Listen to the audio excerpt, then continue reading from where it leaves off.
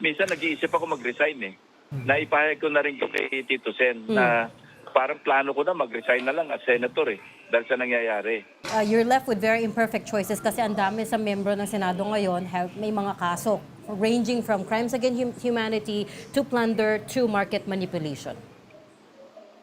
So how can you save the institution, masama talaga Senator? ang tingin. We never imagined this situation. Na dati, kami yung check and balance, kami yung big brother eh. Kami yung check and balance, kami yung taga-balance, kami yung taga-check sa House. Pero ngayon, ang sitwasyon na iba, mas mataas yung pananaw, ang patingin ng tao sa House of Representatives kaysa sa Senado. Nakakalungkot ito at talagang hindi, alam mo, there were times, minsan nag-iisip ako mag-resign eh. Naipahayag ko na rin to kay Tito Sen na parang plano ko na mag-resign na lang as senator eh dahil sa nangyayari. Sabi niya sa akin, wag naman.